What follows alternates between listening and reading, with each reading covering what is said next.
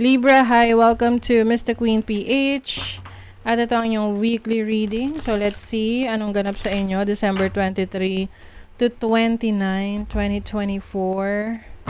So, if you are interested in private readings, meron tayong link sa description.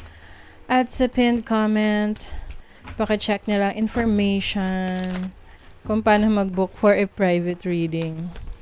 And then please subscribe to our channel to show your support, like, share this video, at mag-comment na rin kayo kung kayo naka-resonate. Okay, let's see Libra. What's up? Anong ganap? What's up? Anong ganap, Libra? Labyrinth. Meron kayong journey. Paglalakbay. Itong paglalakbay na to, pwedeng literal na travel, no? Pupunta kayo sa isang lugar. Tapos parang pupuntahan nyo is, parang hindi nyo kabisado yung pupuntahan nyo. Pwedeng aasa kayo sa sa Google Maps or sa Waze. Oo, kasi parang may rito, maze. So, yung iba naman, this can be a mental travel to. Yung paaring meron kang mga sisimulang pag-aaralan.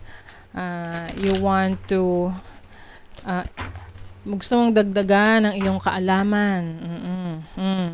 Creativity. So, maaring yung iba sa inyo, itong travel na gagawin nyo related sa mga creative projects ninyo. No? So, halimbawa, papadala ka sa ibang lugar kasi nandun yung proyekto na gagawin mo or magre-research ka doon. So, yung iba may bagong project. Kasi merong new beginnings dito rin, no? Number 1. 22 is a master number. So, master creator yan. You have, diba? May egg, which is birth, new beginning. Tapos may fear. So, yung iba sa inyo, maaring natatakot kayo sa mga bagong simula na na-experience ninyo or may experience ninyo this week. Kasi lalo na kung hindi nyo kabisado, no? Actually, mas exciting yun, 'di ba? Yung iba sa inyo alis sa comfort zone. You are getting out of your comfort zone. You're going to explore. Maaring nasabi mo sa sarili mo na tama na ang paghihintay, tama na tong hinahayaan mo na stuck ka sa situation mo. So ngayon, you are really going out of your way to experience new things. But at the same time, takot ka. So, kumbaga, ayan, i-dissolve mo yung fear mo. Tanggalin mo yung fear na yan. Kasi, yan yung parang pumipigil sa'yo na mag-grow, na mas umunlad. And be open to new beginnings. Okay? You have the 5 of Cups. Siguro kasi may meron kayong past experience na trauma kayo, no, sa nagawa nyo in the past. Kaya parang nagdadalawang isip kayo ngayon na ayaw nyo na ulit. Halimbawa, first time mong magplancha, tapos napaso ka sa pagpaplantsa. So, di ba parang ayaw mo na ulit gawin? Kasi nasaktan ka, na-hurt ka. But, dun sa experience na yun, matututo ka kung paano mo maiwasan na mapaso ka ulit, 'di ba? So, 5 of Cups here, you still have other options, Libra, no, na pwede mong i-explore. Huwag kang mag-focus sa mga bagay na wala na. Ayan, no, take some risk with the Full card. Queen of Wands, you have a lot of opportunities ahead of you. Kailangan lang talaga yan i-explore mo. Paano ka makakapunta sa isang lugar kung nakaupo ka lang, 'di ba? Nakaupo ka lang diyan sa lugar mo kung nasaan ka. So you have to take action. Work hard. With the 8 of Pentacles. So you will be doing some things, no? I think mag-explore ka talaga.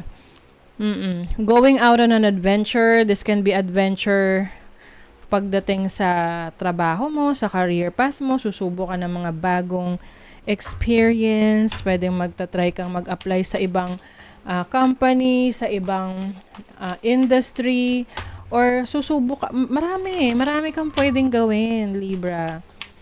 Oo, ang pumipigil lang sa'yo yung takot mo.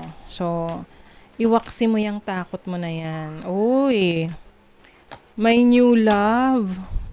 Yung iba sa inyo baka papasok kayo sa isang long distance relationship. Baka meron na kayo ngayong kausap. I feel like nag-e-enjoy kayo sa taong to, nakausap nyo. Pwedeng long distance, pwedeng nasa ibang bansa, yung iba naman, pwedeng itong person na to ay nasa ibang probinsya, ibang lugar, no? Yung iba naman, ah, maaring meron kayong ina-anticipate na darating na person.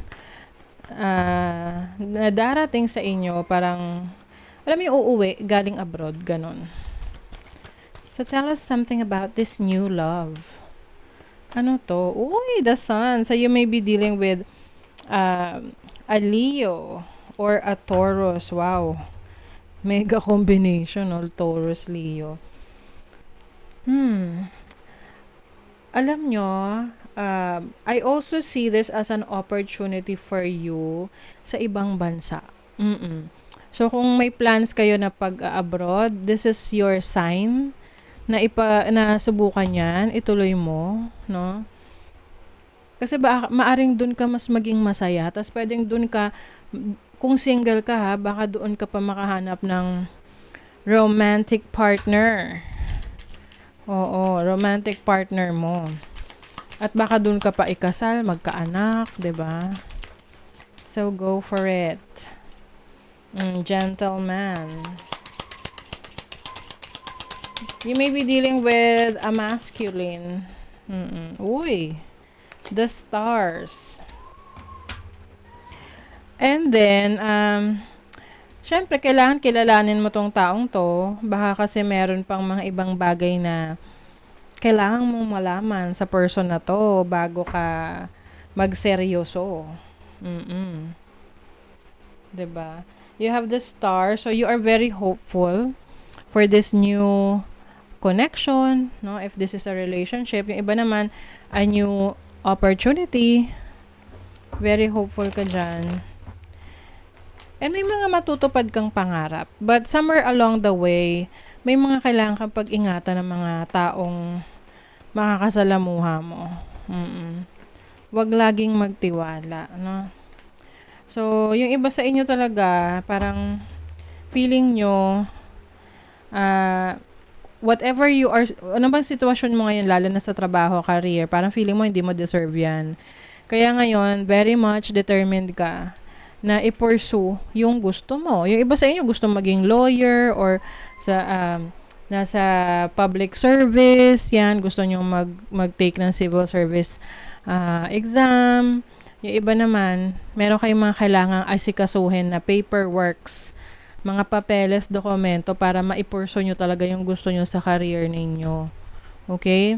So, that is your reading, Libra. Thank you so much and see you again.